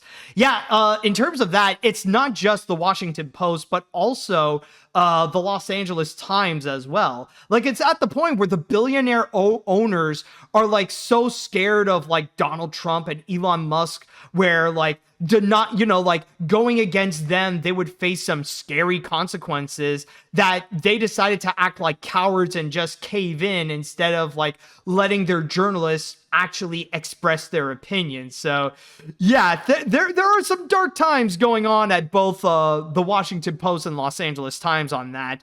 But anyways, back to the Disney rumors. Honestly, this is just a passover for me, since I don't think Disney would make a decision as bad as this. Like, the whole AI business, I believe, was made so that it makes the company look bad. Disney is also about passion when it comes to their works and never will step down to that level. Besides, I'm more mad at the person at Disney for a completely different reason. I already mentioned before with television animation is in boiling water. I don't care they're making another season to conclude their show. It is still wrong. Yeah, I'm going to be very honest, dude. I understand that you have a high regard to Disney, but honestly, I don't necessarily agree because I can see Disney stooping to that low, but the fact that they haven't yet is the part that is suspicious. All right, I think I'll read one more comment before, or would that be it? Oh, no. I could see, yeah, okay, I could see, yeah, I'll read one more comment here. I really hope that this isn't the case, and I'll take it with a grain of salt. But if it's actually true, oh boy, we're gonna get screwed big time. Unless Disney made the official true announcement, then I'm very scared and unhappy that they're gonna use AI in their films. And I will be honest, the hate on Disney, especially on Twitter, is very out of control and toxic. Yes, Disney can make terrible decisions, but act like the company killed their families. Like, can we all chill? Exactly, man. It's that, like, trust me, there is a big difference between a company like Disney and the leader of Israel, Netanyahu or something like that.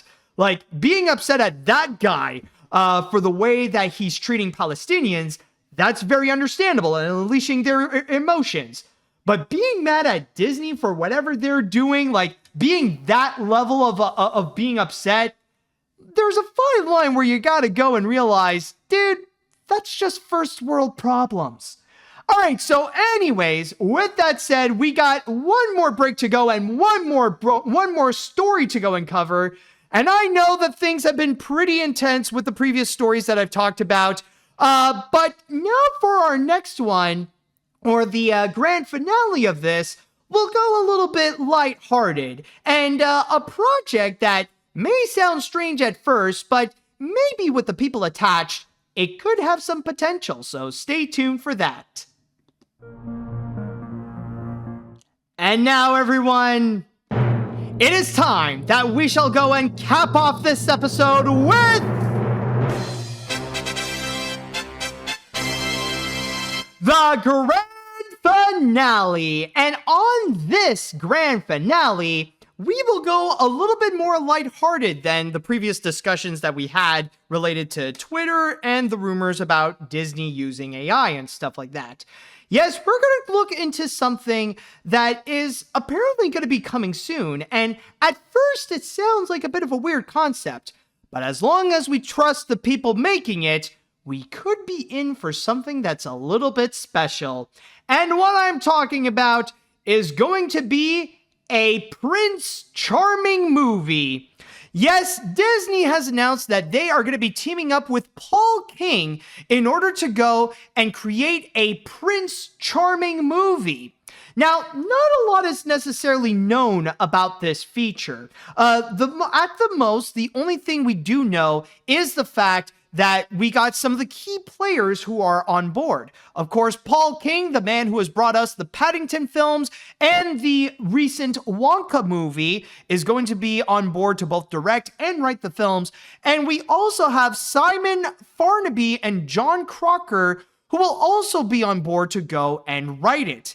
And on top of that, a few days after the initial announcement of Paul King joining in on this Prince Charming movie, we also have the Prince Charming himself, who shall be played by none other than Orion Pax himself, Chris Hemsworth. Yes, right now, Chris Hemsworth is in talks to be the star of this Prince Charming movie.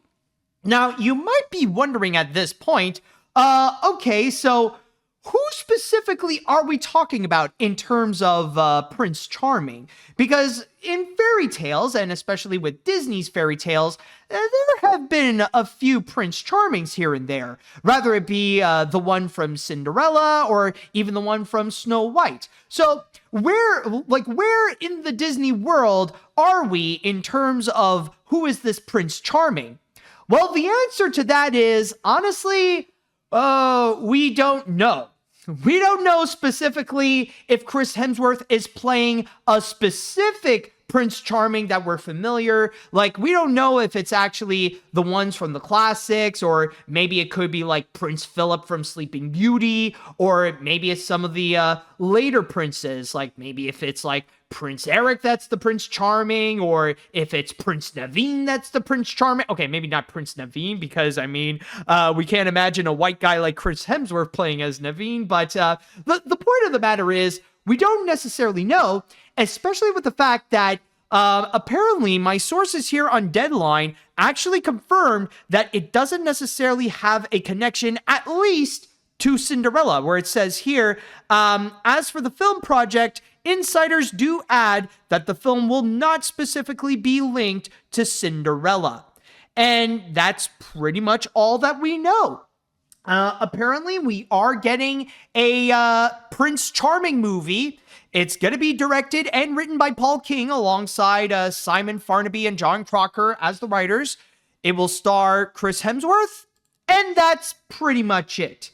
And not to mention that it doesn't necessarily have any connections to any of the popular Disney stories out there. So maybe we will not see a legitimate connection with any of the familiar stories. So maybe it's not from, it won't be from Cinderella or Snow White or Sleeping Beauty or anything like that.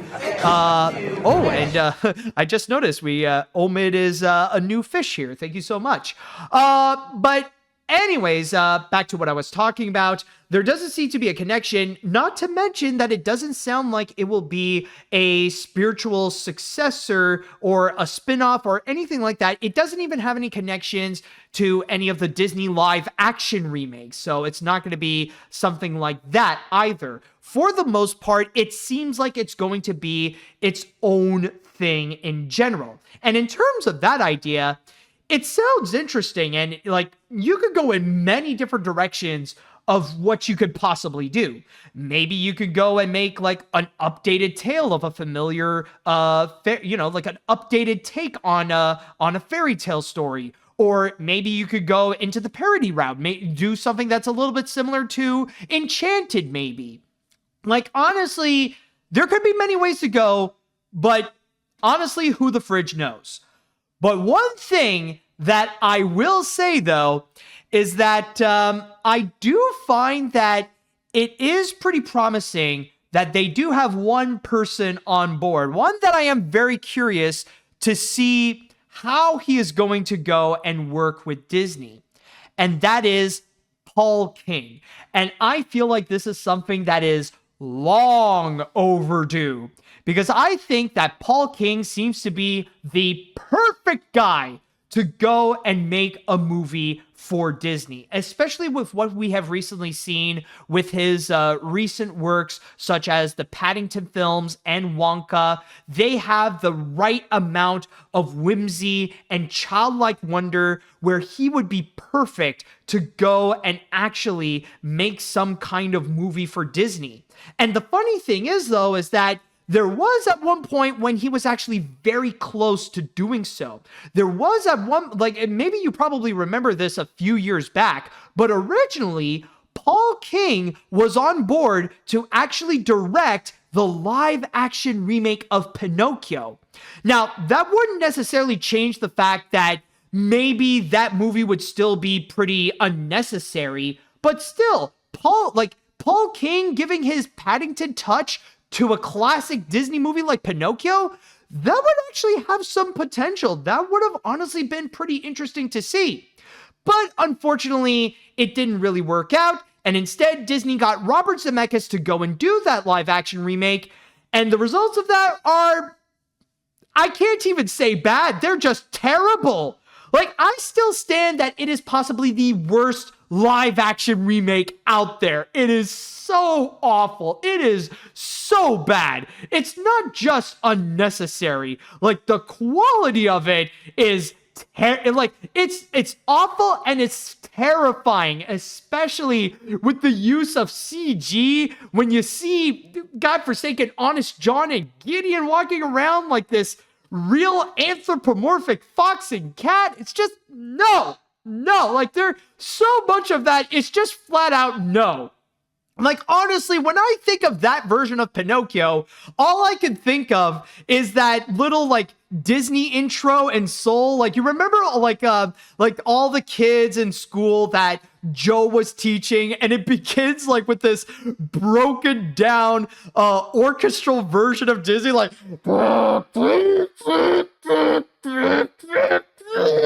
You know, that thing right there, that's what I think of when I think of Robert Zemeckis' Pinocchio. But anyways, that's not what we're not here to go and rant about the Pinocchio remake. We are here to discuss about Paul King and his work on the Prince Charming movie. And honestly, I am glad to see that now there is that second chance that we could see that happen. And honestly, with Paul King, like if you have seen films like the Paddington movies or Wonka, like they definitely capture that sense of childlike wonder, like the same kind that you would find in Disney's classic films. Like we're talking about like the original Pinocchio or Cinderella or Snow White or Sleeping Beauty. Like he is able to go and adapt that well onto the big screen. Now, I'm not saying that this is the kind of director where everything he touches turns into gold. Like with Wonka, for example, yeah, that was definitely an enjoyable and a fun, whimsical type of movie. But I wouldn't necessarily say that it's on par to the Paddington films. But still, though, he definitely did a great job in terms of giving new life to Willy Wonka, even though a lot of it just feels like trying to cash in on the legacy of the original movie starring Gene Wilder. But in this case here, having him do something with Disney, I think it could be a great idea. And whatever idea that he may have, the fact that it is going to be with, it's going to be Prince Charming and you never know what direction it's going to go. But the point is that Paul King is working on a fairy tale type movie. And in that regards, that's where like it immediately sells me. Like that's where I know he's going to capture that tone very well. Maybe he's going to do things like unironically in terms of the type of like fairy tale, of the type of fairy tale tropes that you would see, like especially with stuff like Snow White or Cinderella and stuff like that. But I know Paul King would be the kind that he'll do those, but they will work out great. And I want to, and seeing his version of a Disney fairy tale again, I think they're heading towards a great direction. I really want to see where they would go. And if I may go and make a little bit of a comment in regards to Chris Hemsworth, like honestly, yeah, why not? Why not have him on board to try out and be a Prince Charming? Because nowadays we are starting to see a little bit more of Chris Hemsworth outside of being Thor. Like, yeah, that's debatably his most iconic role right now. But this year especially, we have started to see him flex out more of his different acting skills. And so far, they have been great. Like his performance as Orion Pax or Optimus Prime, I think it's actually pretty solid, especially with the growth that he would go, being this, being this dreamer that aspires to do greatness for Cybertron, up to being that responsible leader that we know and love from Optimus Prime, or even being the villain in Furiosa. Like he also did a great job there.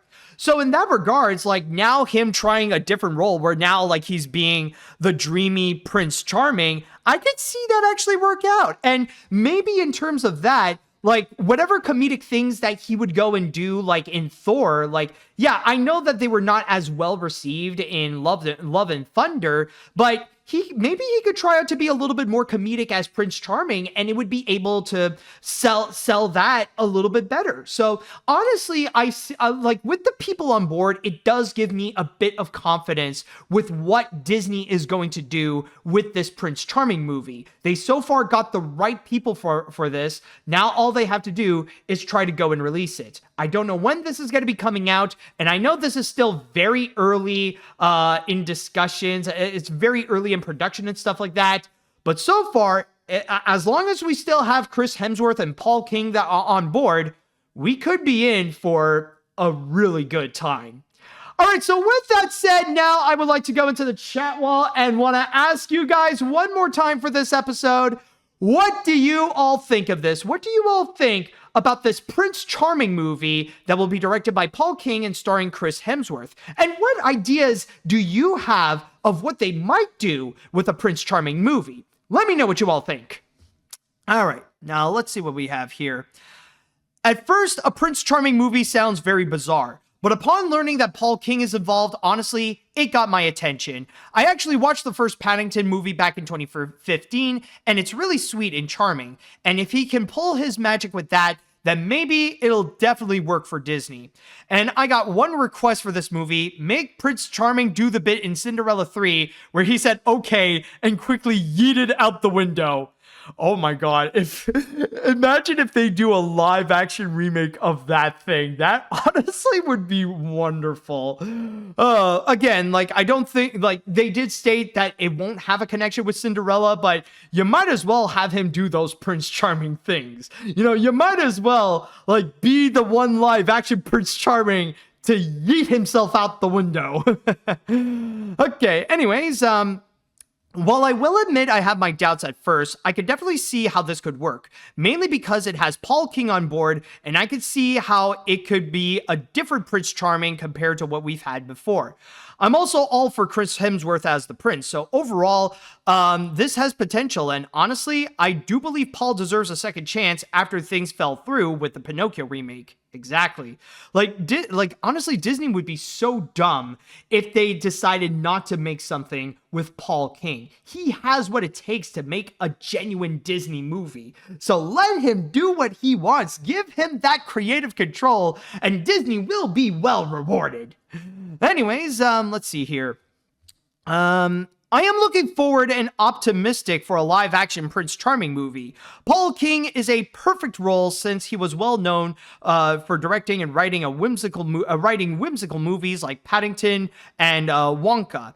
I wish he could have directed the live-action Pinocchio movie than Robert Zemeckis. This was a missed opportunity. He could have done justice for Pinocchio, or at the very least, more tolerable. You know, I'm not, I wouldn't say that, oh, that Pinocchio remake would have been as good as the Paddington movie, but at least he would have made it better to watch. I'm just saying. Anyways, this idea of a Prince Charming movie looks pretty promising. That Thor actor is in the talks to play the iconic fairy tale love interest. This actor is just great after Transformers 1. I won't be surprised that Thor Prince Charming is fighting off Prince Charming from Shrek and slamming his face off the ground. All jokes aside, I am ready to see how it's going to work for Disney like that Wonka movie. Also, Aardman Animation is working on a Pingu revival with Mattel. Yes, that is true. I've also heard about that. Anyways, do we really need a Prince Charming movie? Find out that Paul King and his Paddington team is directing and writing. I will be seeing it day one. But for real, I remember when this was rumored years back and had no interest in it, but when Paul King and Chris Hemsworth was announced, my interest peaked tenfold. Now, if this is going to be a musical, which is probably will, get the songwriters of Wonka on board and we'll be cooking. Just let them cook, Disney. Honestly, I don't know if it needs to be a musical. I'm honestly okay if they would or not. Like, in terms of the musicals of Wonka, like, they're okay, but honestly, they're not that memorable, at least in my opinion. Like, honestly, I try to think, and like, I don't remember much of the songs nowadays, so they didn't leave that much of an impact to me. So yeah, just want to go and quickly mention that. All right, let's see. I love the Paddington movies by Paul King. It will be great to see a movie about a character who gets a lot of attention, or who doesn't get a lot of attention, maybe.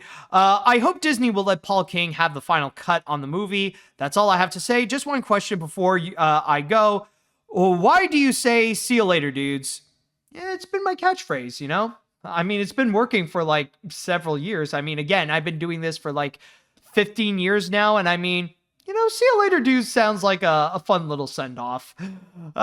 Anyways, I'll read one more comment. Speaking of "see you later, dudes," I'll read one more comment before we go.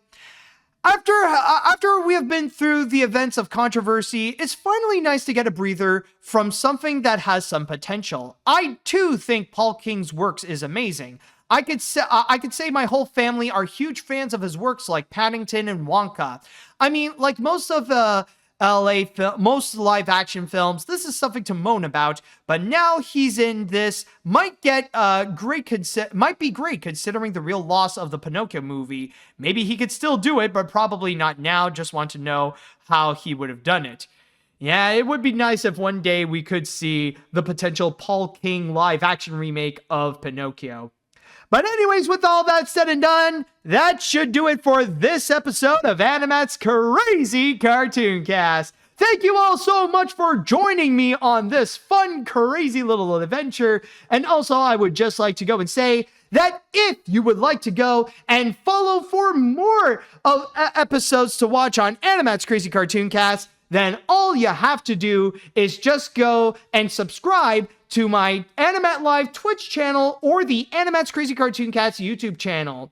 You can also go and follow me on whatever podcast service that you are listening to, rather it be on Spotify, Amazon, Apple, and more.